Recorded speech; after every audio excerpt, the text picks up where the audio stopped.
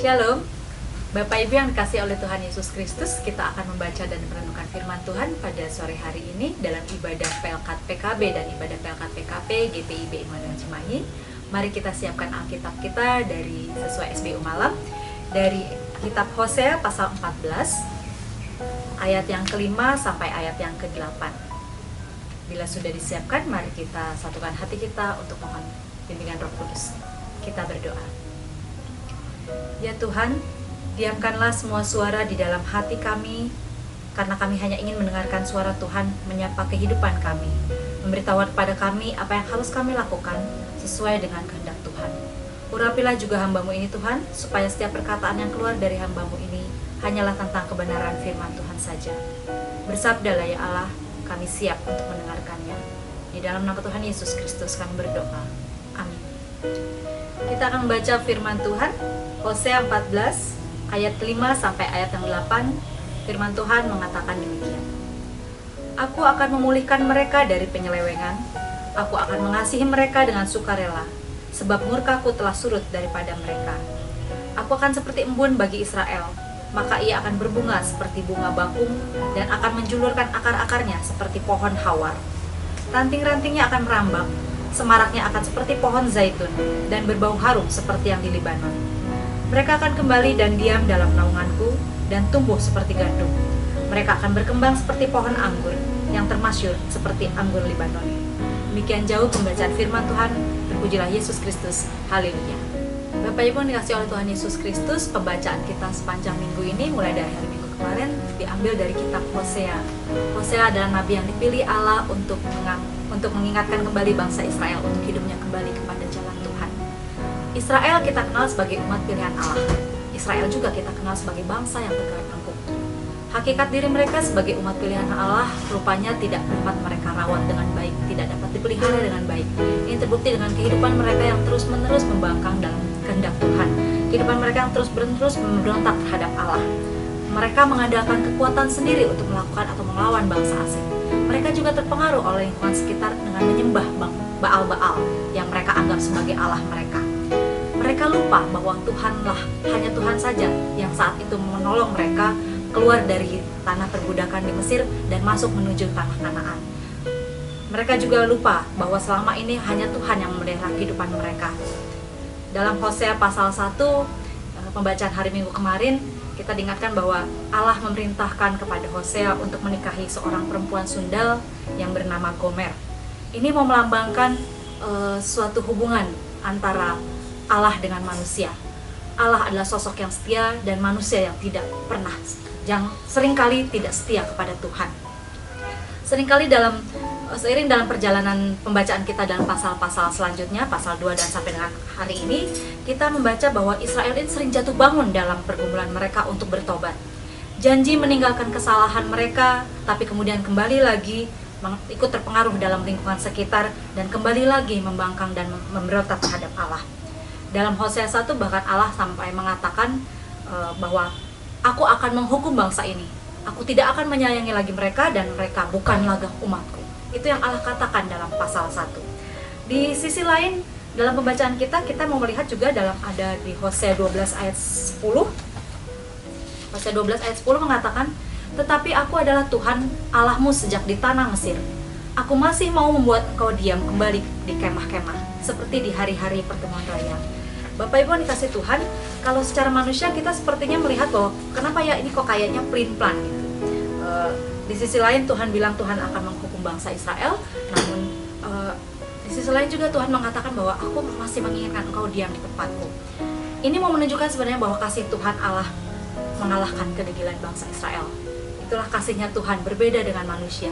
Tuhan akan selalu setia kepada umat manusia, berbeda dengan manusia yang seringkali melupakan kesetiaan Tuhan. Dalam pasal ini, Hosea mau mengingatkan bangsa Israel untuk kembali kepada Tuhan. Di ayat kedua tadi dikatakan, "Bertobatlah hai Israel kepada Tuhan Allahmu, sebab engkau telah tergelincir karena kesalahanmu." Bertobatlah kepada Tuhan. Bawalah kata-kata penyesalan. Sepertinya Hosea mengatakan, bawalah kata-kata penyesalan kita kepada Tuhan. Katakan bahwa kita menyesal atas apa yang sudah dilakukan. Mengakui kekuatan bahwa Allah hanyalah satu-satunya sumber kekuatan mereka. lebih daripada bangsa Asyur yang mereka katakan bahwa bangsa Asyur ini bangsa yang kuat, bangsa yang sangat kuat untuk dikalahkan. Tapi Hosea ingin menghimbau bahwa bangsa Asyur pun tidak dapat menyelamatkan mereka, hanya Tuhan yang dapat menyelamatkan mereka. Pada tema SBU kita hari ini, pemulihan setelah pertobatan.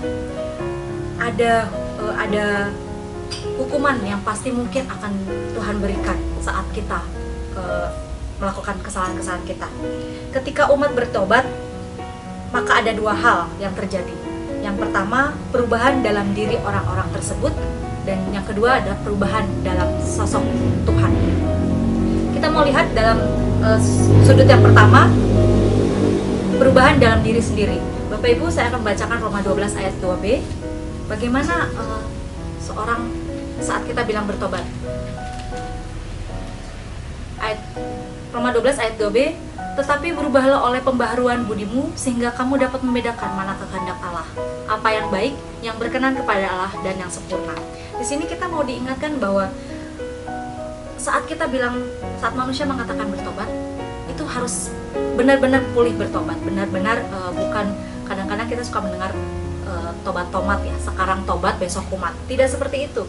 Tapi firman Tuhan mengingatkan bahwa saat manusia melakukan pertobatan, saat manusia katakan ingin bertobat, itu bukan basa-basi.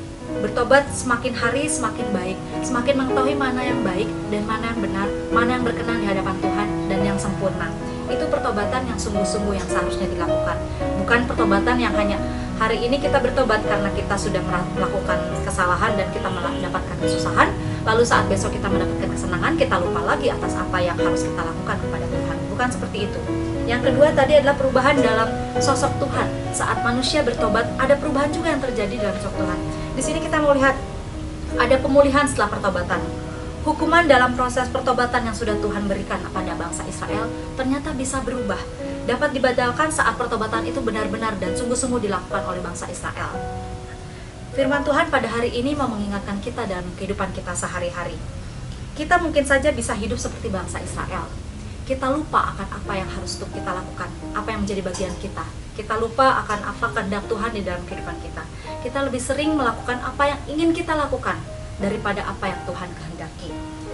Kadang kita tahu apa yang Tuhan mau, kita tahu apa yang baik, tapi kadang-kadang kita tidak suka untuk melakukannya. Karena kadang-kadang hal yang baik yang Tuhan inginkan untuk kita lakukan itu kurang menyenangkan buat kita. Jadi kadang-kadang kita lebih memilih untuk melakukan apa yang kita kehendaki, bukan apa yang Tuhan kehendaki. Kadang-kadang juga hidup yang enak bisa membuat kita lupa untuk bersyukur kepada Tuhan. Bisa membuat kita, hidup yang terlalu nyaman bisa membuat kita membelakangi Tuhan. Maka kadang-kadang Tuhan mengizinkan sesuatu terjadi pada kehidupan kita. Suatu hal yang tidak kita inginkan terjadi dalam kehidupan kita. Mungkin itu Tuhan mau mengingatkan kita untuk kembali kepada Dia, kepada Tuhan. Kita lupa bahwa dalam kehidupan kita saat Tuhan mengizinkan kita jatuh, kita lupa bahwa ada Tuhan yang menjadi sumber kekuatan kita. Saat hidup kita merasa tenang, aman, dan nyaman, kita lupa bahwa semua itu adalah hanya karena kasih karunia Tuhan saja. Kita lupa bahwa akhirnya kadang-kadang kita lupa bahwa ibadah itu kurang penting karena kesibukan kita. Kita tahu bahwa ibadah itu penting dalam hidup kita, tapi karena kesibukan kita lupa akan ibadah-ibadah yang seharusnya kita lakukan. Sibuk kerja, kadang lupa ibadah. Atau juga sibuk ibadah, kita lupa sama keluarga. Padahal kita seharusnya menjadi model, menjadi contoh yang baik dalam keluarga, sehingga apa yang kita lakukan dalam kehidupan kita bersama keluarga dan juga sekitar, itu membuat orang lain melihat bahwa oh ini ternyata hidup yang Tuhan ajarkan bagi kita, sehingga membuat orang lain dan keluarga kita juga mencintai Tuhan. Kita lupa kadang-kadang untuk melakukan itu. Nah, Bapak Ibu kasih Tuhan, masa pandemik ini Tuhan izinkan terjadi bagi kita, bukan hanya buat orang Kristen, tapi juga buat orang-orang yang bukan beragama Kristen. Bukan hanya terjadi bagi bangsa Indonesia, tapi juga seluruh dunia mengalami ini. Siapa yang bisa meramalkan ini terjadi? Siapa yang tahu bahwa ini akan terjadi? Saya baru berpikir bahwa rasanya tahun 2020 ini kita baru masuk bulan Januari dan Februari. Saya ingat terakhir minggu ketiga itu saya mengikuti Raker Mupel untuk merancangkan program-program yang akan kita lakukan sepanjang 2020-2021 ke depannya untuk dilakukan oleh jemaat GPIB di Mupel Jabar Satu. Dan di bulan Februari juga ada persidangan sinode tahunan yang merancang kegiatan-kegiatan sepanjang tahun. Tapi siapa yang tahu bahwa semua itu akhirnya tidak dapat kita laksanakan karena Tuhan mengizinkan pandemik ini. Kejadian pandemik ini banyak sekali efek yang membuat orang menjadi susah. Ada orang-orang yang kehilangan pekerjaan. Ada orang-orang yang saat ini anak-anak sekolah tidak bisa bersekolah, tidak bisa bergaul dengan teman-temannya. Kita juga yang biasa berkegiatan di gereja, latihan, ketemu dengan teman-teman, kongko-kongko, saat ini tidak bisa kita lakukan. Kesenangan-kesenangan pribadi tidak bisa kita lakukan. Anak-anak sekolah, anak-anak kecil apalagi ya, sulit sekali mereka untuk bisa menyesuaikan diri dengan keadaan ini. Ada orang-orang yang kehilangan pekerjaannya, kena PHK, dan mungkin juga ada yang masih tetap bekerja tapi hanya dibayar setengah gajinya. Siapa yang mau ingin kejadian ini terjadi? Namun kita mau melihat, kita diingatkan oleh firman Tuhan di Roma 8 ayat 28. Kita tahu sekarang bahwa Allah turut bekerja dalam segala sesuatu untuk mendatangkan kebaikan bagi mereka yang mengasihi Dia, yaitu bagi mereka yang terpanggil sesuai dengan rencana Allah. Tapi Bapak dikasih Tuhan, kita diingatkan kembali bahwa kita tahu bahwa segala sesuatu itu terjadi mendatangkan kebaikan. Ternyata di tengah pandemik yang terjadi ini, kita harus mengakui ada kebaikan-kebaikan yang terjadi dalam kehidupan kita. Yang mungkin Bapak Ibu biasanya kalau bertemu dengan anak-anak itu sehari mereka di sekolah mungkin sekitar 8 jam atau 6 jam atau 8 jam. Sekarang Bapak Ibu bisa seharian ketemuan sama mereka. Ketemu dengan suami, ketemu dengan istri yang harus bekerja di rumah. Lalu kemudian juga kita melihat di ibu-ibu PKP banyak sekali tiba-tiba ibu-ibu PKP yang mulai menunjukkan talenta mereka. Berjualan makanan, menjual kue dan lain-lain. Yang tadinya kita nggak pernah ngerasain makanan ibu ini, sekarang kita mulai merasakan bagaimana talenta dia membuat kue dan lain-lain sebagainya. Ternyata dalam setiap kejadian buruk yang kita alami ada hal baik juga yang ternyata bisa kita lihat dari semua itu. Mau berubah untuk suatu kebaikan karena kejadian buruk yang kita alami, akhirnya mau nggak mau kita berubah untuk suatu yang lebih baik.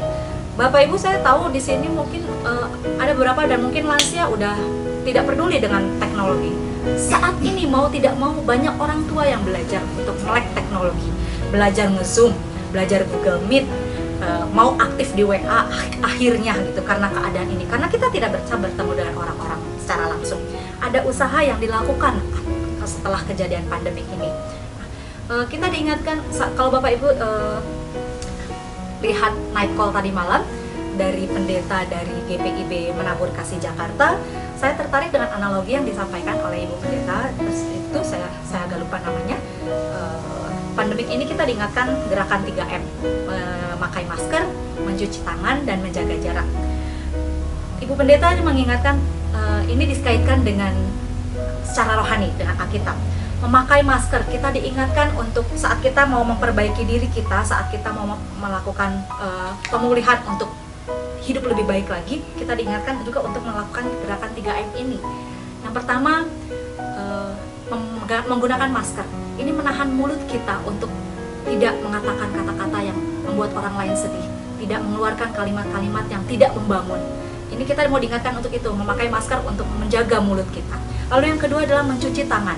Ini kalau dalam pandemi kan dikatakan bahwa mencuci tangan itu untuk menjaga kebersihan kita. Kita juga diingatkan untuk tangan kita ini harus terus bekerja untuk melakukan kebaikan. Tangan kita ini diingatkan terus untuk bersih dari melakukan hal-hal yang tidak berkenan di hadapan Tuhan. Lalu yang ketiga, yang ketiga adalah menjaga jarak. Kalau dalam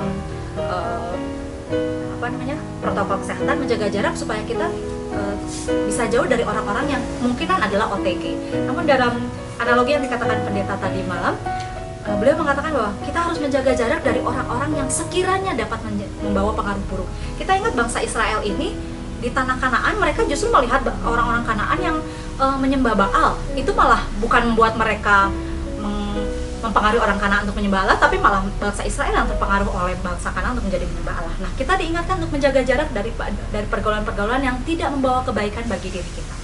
Itu yang diingatkan dalam analogi night call tadi malam. Bapak Ibu yang dikasih oleh Tuhan Yesus Kristus, selalu ada hikmah baik di tengah-tengah kejadian buruk yang tidak ingin kita alami. Kita mau diingatkan bahwa kalau dalam SBU hari ini, sore ini ada ungkapan terkenal yaitu To make mistakes is human. Artinya berbuat salah itu manusiawi. Manusia itu memang tidak sempurna. Ia dapat berbuat dosa. Kita bisa saja bersalah, lalu dihukum dan menderita. Namun kita diingatkan jangan putus asa dan patah pengharapan. Bertobatlah karena ada pemulihan setelah pertobatan. Pertobatan yang sungguh menjadi pemulihan, menjadi kunci sebuah pemulihan. Dengan caranya yang ajaib, Tuhan menolong kita sehingga berbagai tantangan dan kesulitan yang kita alami di dalam kehidupan ini dapat kita lewati dengan pertolongan Tuhan. Sebagai orang percaya, kita diingatkan untuk hidup, untuk tidak melupakan pertolongan Tuhan dalam hidup ini dan senantiasa hidup dalam ketaatan. Kebaikan dan pertolongan Tuhan sudah akan dan akan selalu kita alami sepanjang hidup kita. Ketika kita taat dan mau bertobat, maka penyertaan Tuhan tidak akan pernah berlalu dalam kehidupan kita. Selamat beristirahat, Tuhan memberkati.